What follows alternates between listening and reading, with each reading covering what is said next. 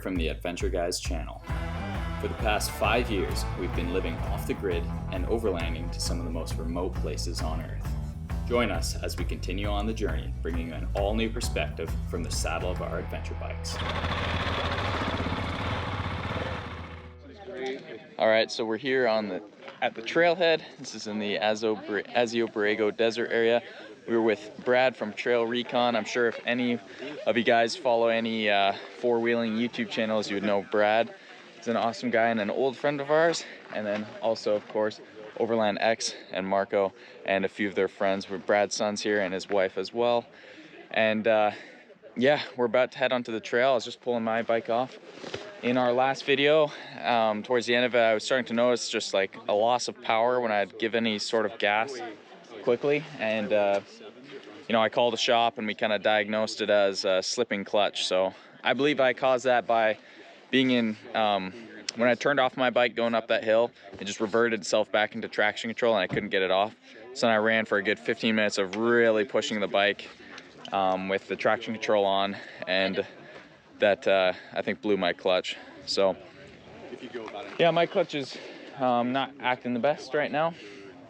It's something we're scheduled to get fixed, but all KTM parts, as I'm sure many of you guys know, are a few weeks out at the earliest, and we did not have any time for that. We only had a few days before we were coming out here. So I'm gonna kind of be driving slow and boring, just keeping it all, keeping the bike intact, I think, and just enjoying the desert more. So yeah, it's gonna be a great trip, a lot of fun camping, and it's always so much fun with our friends on the trail. So this is gonna be great. Yeah, this is gonna be an awesome day. Our end destination where we're camping is called Sandstone Canyon, and we're super excited to get there. I'm gonna, just to save some weight, and since I don't really need to worry about taking cooking gear or anything on this trip. I'm not gonna be cooking for myself, with Marco. And excellent, he's the overland chef, makes the best food ever. As well as there's more than enough trailers and Jeeps around here to carry everything food-wise. I'm just gonna run a little lighter. I'm just keeping our one Lone Rider tent on here, and then just my empty panniers. I'm also doing that for my clutch's sake. I just don't want to mess with it. I don't know too much about that, like how that fixes and what that'll take, but yeah, we'll see. Hopefully everything runs smooth and good today. It'll be fun.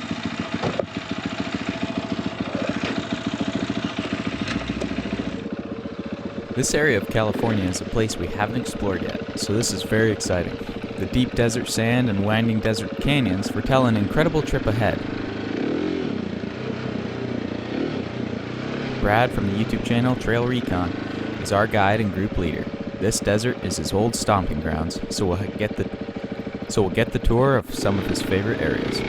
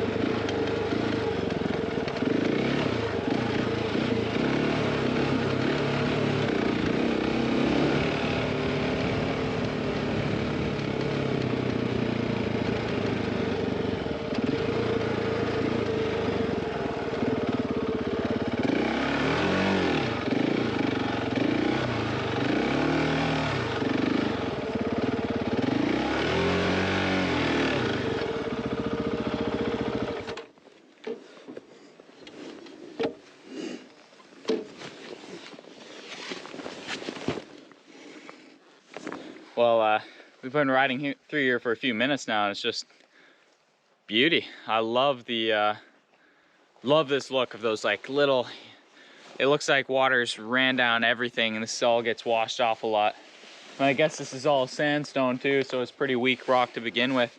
But just the edges that it gives and the contrasting colors, and you know, everything looks like mini mountain peaks or something, you know, like yeah.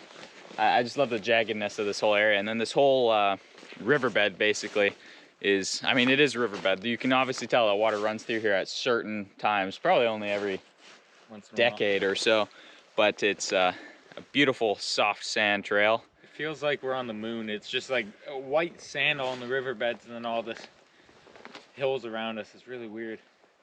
Never seen anything quite like that. Yeah, it's nice. Yeah, this stuff you can really rip on with a bike. It's a lot of fun, even with a slippy clutch. I find, I don't know, again, I don't know anything about a slipping clutch and how that all works, but in like first and second gear, I don't really notice that at all unless I'm pinning it or something. It just doesn't seem to slip at all. So that's fun. So we can just ride a little slower and, like I said, enjoy this stuff.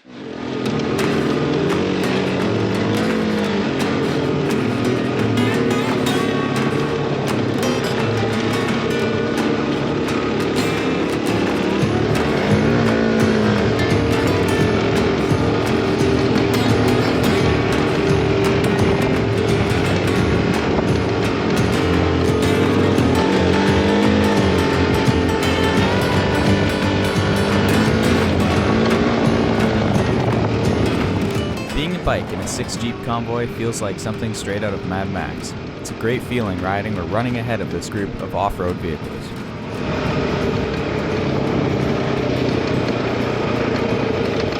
Riding in these dry riverbeds is a load of fun.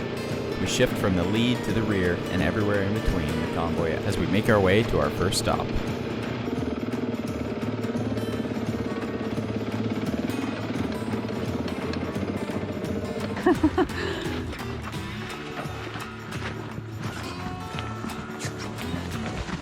These mud caves were fascinating to explore. They are formed from water erosion. It can give you an eerie feeling as you walk around big chunks of mud that have caved in on the path, but they are fairly stable and really cool caves to explore. But I mean, it rained.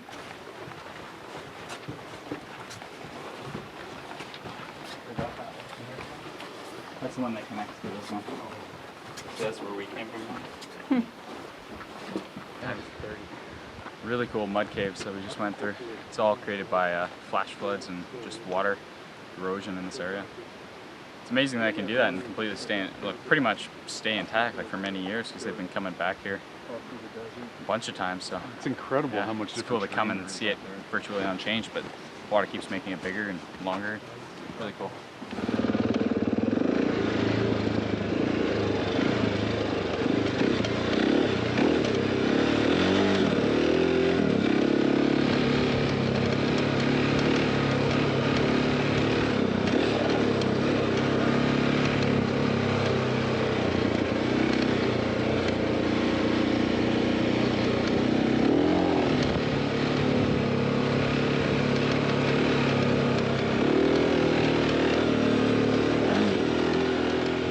Those mud caves were awesome, eh? Amazing. Ever since I was young, I've always liked crawling through caves and small spaces, and those were just some of the deepest and farthest back caves I've ever been in. It was really, really neat. Yeah, it was especially cool because it's just all, like, obviously all this terrain looks the same, but whatever that is, that type of mud, clay, or silt that this is, it gets worn away by water. It just erodes that, and it can create those spectacular caves. And what just really shocks me is that they're still there. Brad said he's been coming here for years seeing the same things. I would think if it's all this mud and stuff, it would just eventually erode out, but it seems like once it gets big enough, I guess it stays for a while anyway. Yeah. Really cool. I just couldn't imagine, like, when the flash floods come down and you see all of that, you know? Oh yeah. Yeah, a lot of it's created by flash floods.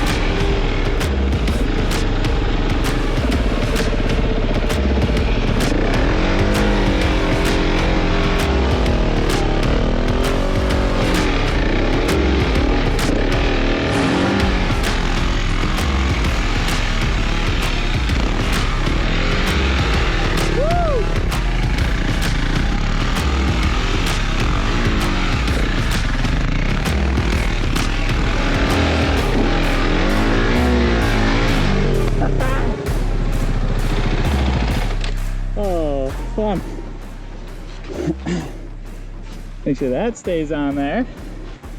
It'll always be fun.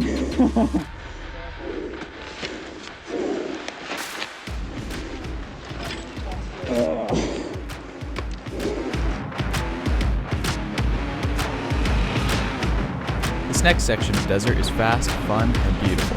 Like Dan said earlier, this makes you feel like you're running the Baja race. We got to speed along our way for a few miles till we came up to the sign for Diablo drop-off.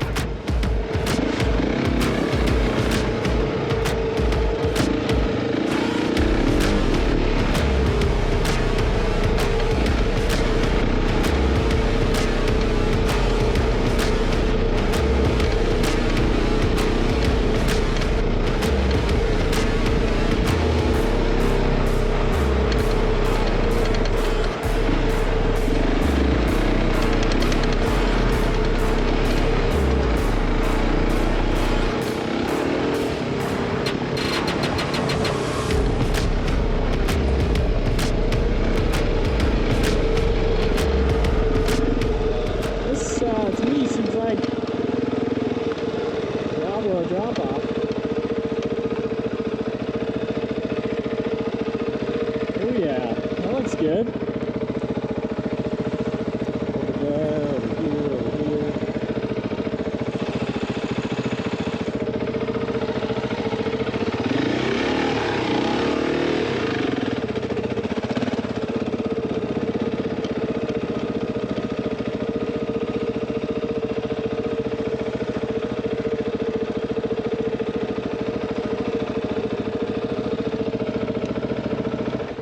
Which one's the best one? What's that? Which one's best? This one usually.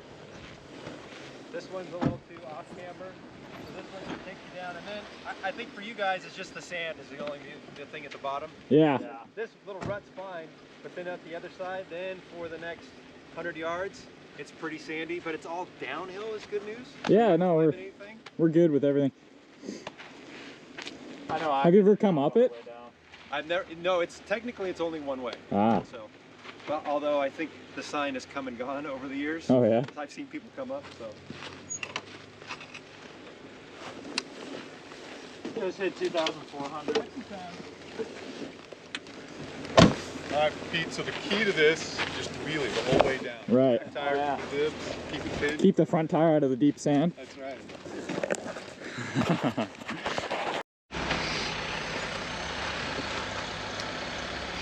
All right, so we're at Diablo drop-off, and this is a pretty wicked looking downhill. Not so much for the bikes because it's mostly like the uneven terrain that makes it difficult, especially for Jeeps towing trailers. So Marco's towing a trailer, Brad's towing his Patriot campers, and then we're towing our AT trailer. So I think we'll be fine on, the only thing to worry about on the bikes is right at the bottom is some super deep sand, so just not... I turned my tank bag into a backpack so I can get up a bit farther for the sand, but I'm a terrible sand rider, so we'll see how it goes.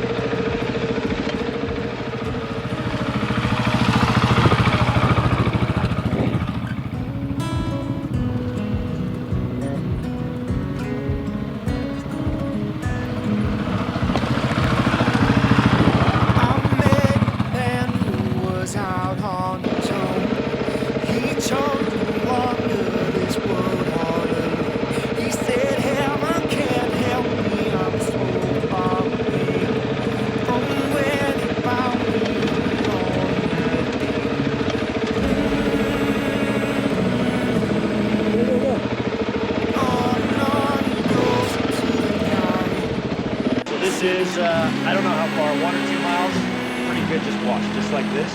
But there's going to be a sign, and one of those brown signs that say Sandstone Canyon on the left, just keep a lookout for that. Okay. It's easy to blow past, but it just winds like this next to the rock. Okay, awesome.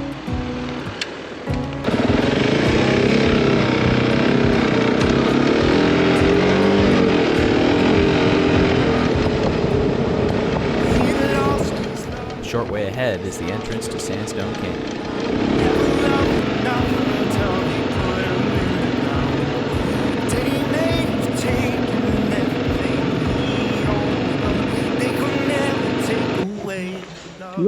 place. It's insane. This up ahead kind of looks like that area, and yeah.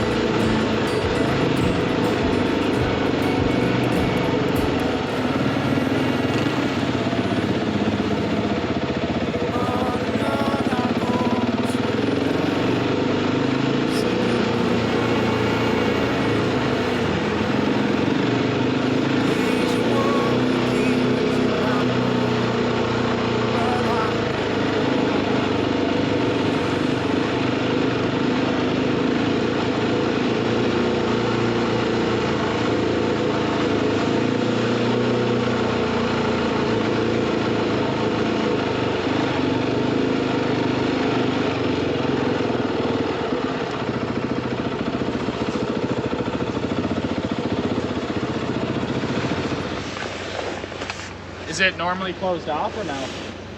So you used to be able to camp in this whole area up here. This actually wasn't two levels like this, but I think we can still fit. Me and We can. are we still able to pitch our tent up there? Foot traffic, so you're good. We'll just park up against the fence and get out of your way then.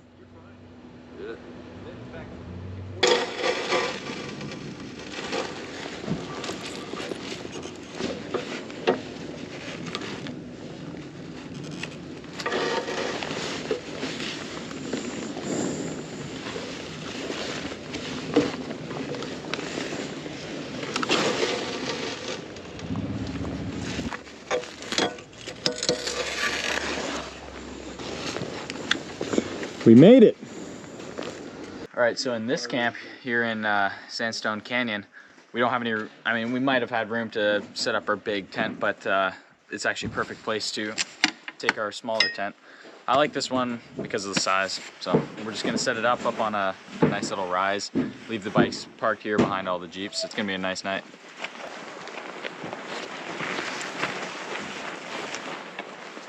Nice. All right, so obvious things, these readies go on the reds. So this is our smaller Lone Rider tent. It's got a cool map of the world on it, which is kind of nice. And it's just a lighter, smaller version of it. Definitely a two-man, kind of tight, but the way it packs up is great. And kind of the world map is just a nice little touch. With our camp set up and everyone cooking, Dan and I just took in the various aromas from all the cooking happening this evening and helped where we could on making these delicious meals. Our meal was an acorn squash cut into cubes with spicy and mild sausage, apples, a few other veggies and spices, topped off with Parmesan.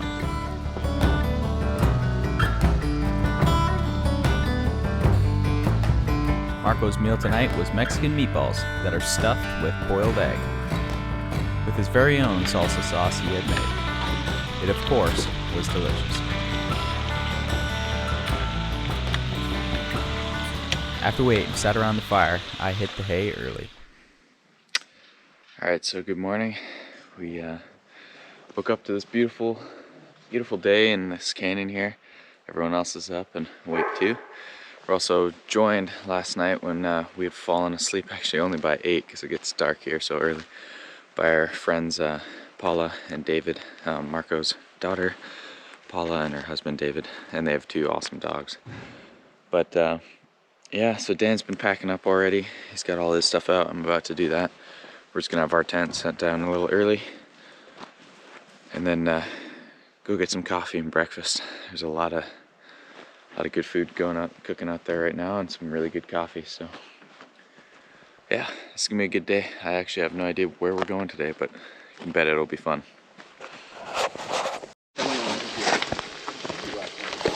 Hold it on the hand. It's much easier when you're doing stuff like this. That sounds all right. Don't worry, just you're right here.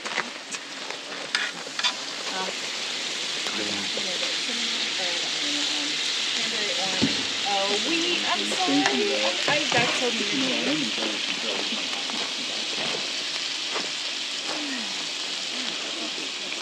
Do you have any coffee parties? Thank you.